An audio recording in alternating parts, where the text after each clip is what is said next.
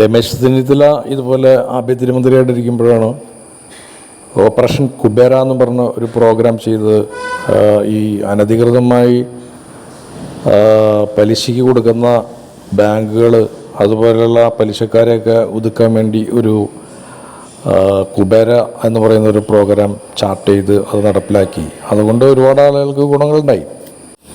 അതായത് ബ്ലേഡ് കമ്പനിക്കാരെന്ന് പറയുന്ന ആൾക്കാർ ബ്ലേഡ് ഉണ്ടാക്കലല്ല, ഈ പലിശയ്ക്ക് പണം കൊടുക്കുന്ന ഒരുപാട് പലിശ കൂടുതലും മേടിക്കില്ല. അങ്ങനെ പൈസ അടയ്ക്കാണ്ടിരിക്കും. പല വീടുകളിലും ഇവരെ ഗുണ്ടായുസങ്ങൾ, അങ്ങനെ ആത്മഹത്യ ചെയ്ത ആളുകൾ, അങ്ങനെ പല പ്രശ്നങ്ങളൊക്കെ കൂടി വന്നപ്പോഴാണ് അത് നടപ്പിലാക്കിയത്.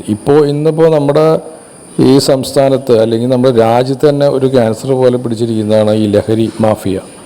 ആ ലഹരി നമ്മുടെ സ്കൂളിൽ പഠിക്കുന്ന കുട്ടികളടക്കം ഉപയോഗിച്ച് അവിടുത്തെ അധ്യാപകരെ വരെയും അവർ ആക്രമിക്കുകയാണ്.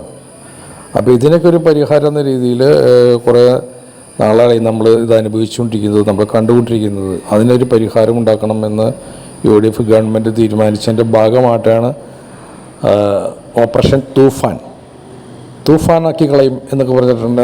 അത് ഈ ഒരു അറബി വാക്കാണ് തൂഫാൻ, നശിപ്പിച്ച് കളയും എന്ന് പറയുന്നത്. അപ്പോൾ ഈ ലഹരി മാഫിയയെ നശിപ്പിക്കും എന്നുള്ളതാണ് തൂഫാൻ എന്ന് പറയുന്ന ആ വാക്കിൻ്റെ അർത്ഥം തന്നെ. അപ്പോൾ ഇങ്ങനെ ഈ ഗവൺമെൻറ് തുടക്കത്തിൽ തന്നെ ഓരോ കാര്യങ്ങളിലേക്ക് കടന്നുകൊണ്ടിരിക്കുകയാണ്. Wait and see. നമുക്ക് നല്ല കാര്യങ്ങൾ ചെയ്യുന്ന ആരാണെങ്കിലും നമ്മളവരെ അംഗീകരിക്കണം. എല്ലാം നല്ല രീതിയിലാവട്ടെ.